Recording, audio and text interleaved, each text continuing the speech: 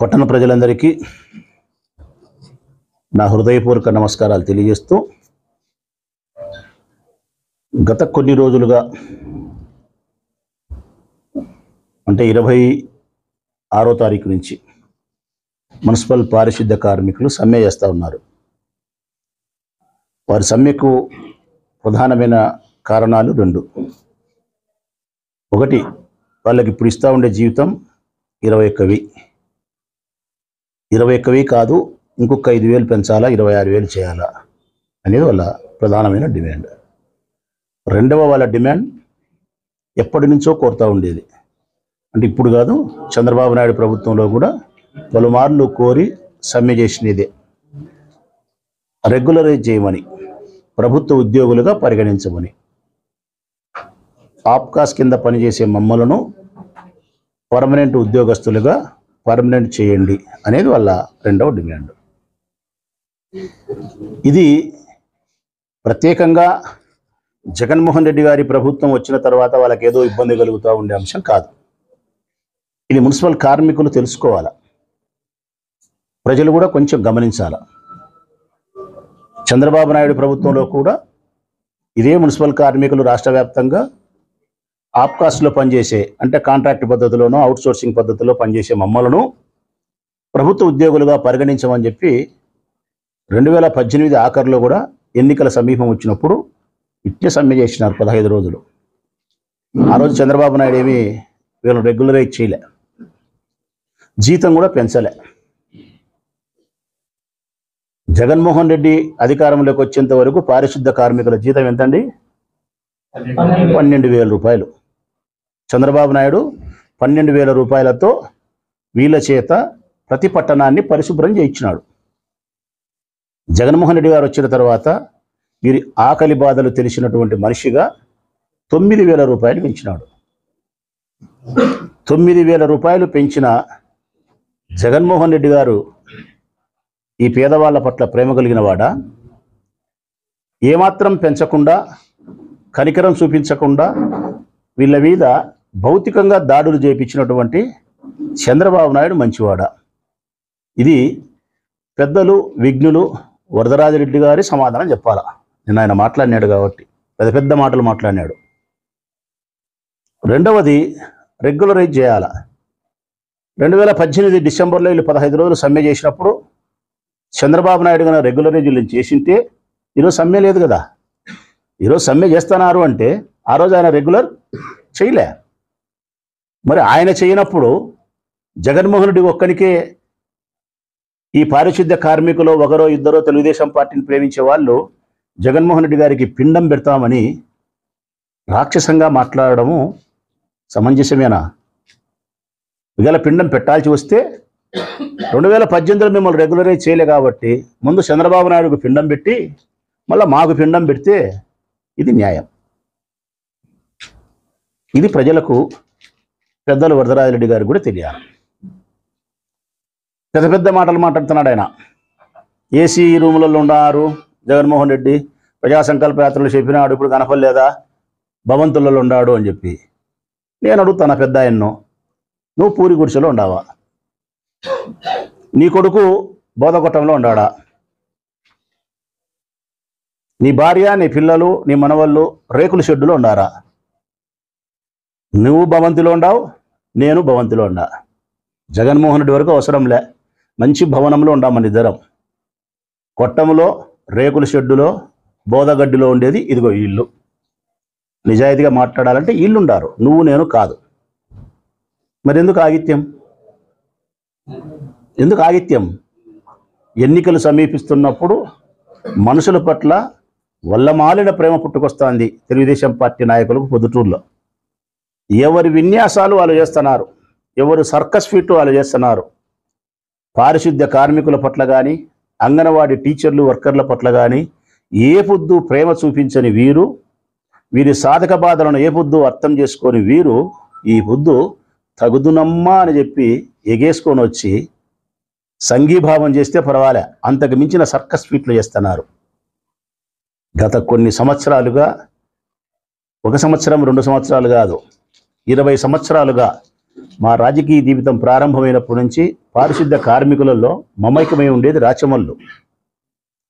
వారి కష్టసుఖాలు తెలుసుకొని వారిలో ఒకనే జీవించింది నేను. ఎన్నో రకాల సేవలను వారికి నేను అందించగలిగినా. కరోనా వచ్చిన సమయంలో మీరు లేరు, కష్టం వచ్చిన సమయంలో మీరు లేరు, జీతభత్యాలు పెంచే సమయంలో వాళ్ళకు లేరు, వాళ్ళకు సకాలంలో అందాల్సిన చెప్పులు కానీ, నూనె కానీ, సబ్బులు కానీ, బట్టలు కానీ, టవళ్ళు కానీ అప్పుడు మీరు లేరు. వారికి జీతాలు లేట్ అయినప్పుడు, మా డబ్బులు కోట్ల రూపాయలు ఇచ్చినప్పుడు కూడా మున్సిపాలిటీకి అప్పుగా మీరు లేరు. మీరు ప్రేమలో లేరు, దయలో లేరు, గౌరవంలో లేరు. మేము ప్రేమలోను, దయలోను, గౌరవంలోను అన్నిటికీ మించి వారి చెమట బిందువును మేము సువాసనగా భావించి పీల్చుకునే స్థాయిలోనే వాళ్ళతో సంబంధం చేసినాం. ఇది వాళ్ళకు తెలుసు, మాకు తెలుసు. ఇప్పుడు కూడా కార్మికులు సమ్మె చేస్తున్నారు. వారి హక్కుల కోసం సమ్మె చేసేటప్పుడు నేను ఎప్పుడు వారిని అభ్యంతరం చెప్పను. 21,000 మేము పెంచినాం, 9,000 పెంచిన జగన్మోహన్ రెడ్డిని గుర్తుపెట్టుకోవాల్సిన అవసరం ఉంది. పెంచని చంద్రబాబు నాయుడుని గుర్తుపెట్టుకోవాల్సిన అవసరం ఉంది. రెగ్యులరైజ్ చేయనటువంటి చంద్రబాబు నాయుడును గుర్తుపెట్టుకోండి, రెగ్యులరైజ్ చేయలేని పరిస్థితుల్లో ఉండే మమ్మల్ని కూడా గుర్తుపెట్టుకోండి, ఇబ్బంది లేదు. ఇప్పుడు కూడా ఏమడుగుతున్నాం మేము, కాస్త సమయం ఇస్తే అంగన్వాడీ వర్కర్లకు కానీ, శానిటేషన్ వర్కర్లకు కానీ జీతం పెంచుతామని చెప్పి మా ప్రభుత్వం చెప్తుంది. జగన్మోహన్ రెడ్డి వీళ్ళ మనసు పూర్తిగా తెలిసినవాడు, వీళ్ళ బాధ అర్థం చేసుకునేవాడు.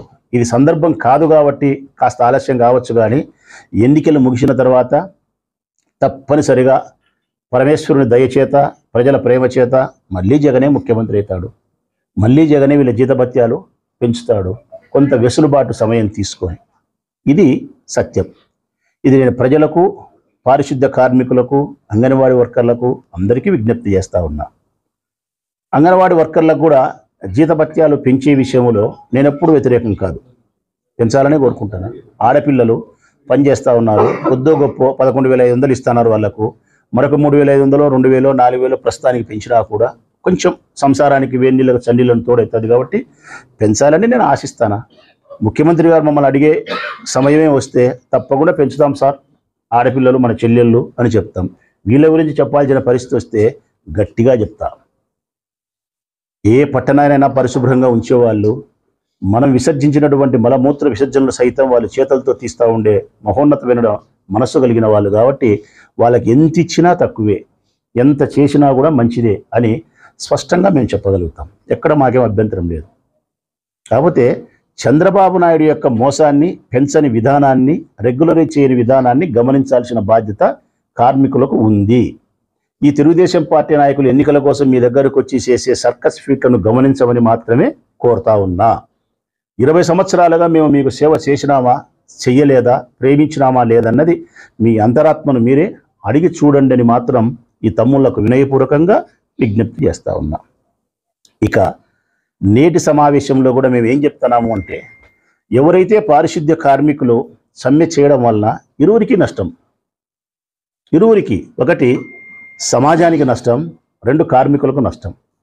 ఎప్పుడైతే వీళ్ళు పనులకు పోలేదో ఈ ఊరు అపరిశుభ్రమైన వాతావరణం లేకొస్తుంది.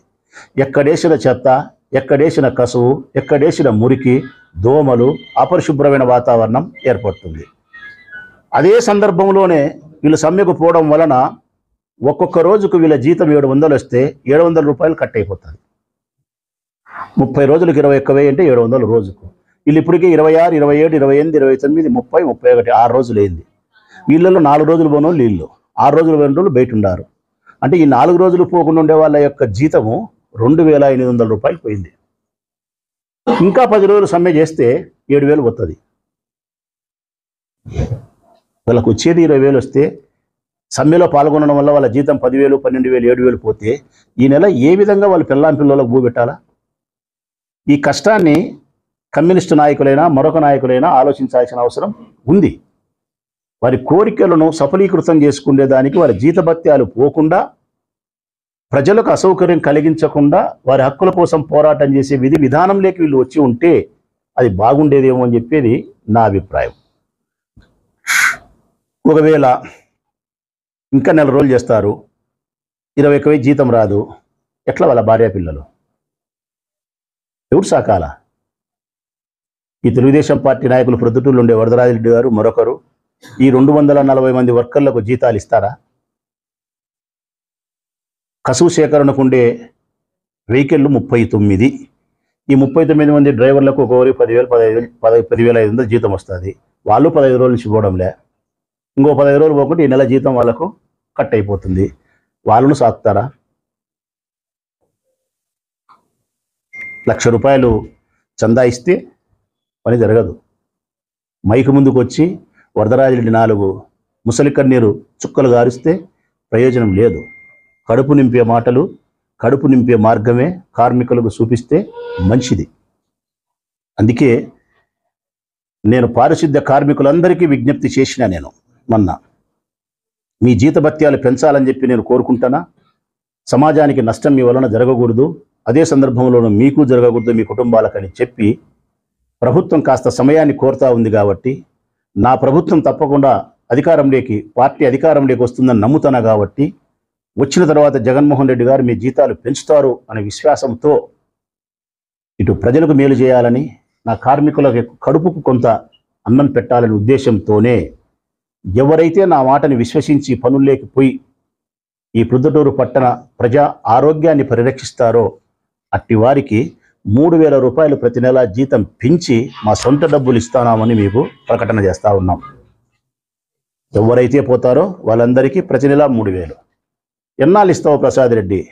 రాష్ట్ర ప్రభుత్వం పెంచేంతవరకు ఇస్తా. అది 5 ఏళ్ళు అయితే 5 ఏళ్ళు ఇస్తా. 5 ఏళ్ళు అయితే 5 ఏళ్ళు ఇస్తా.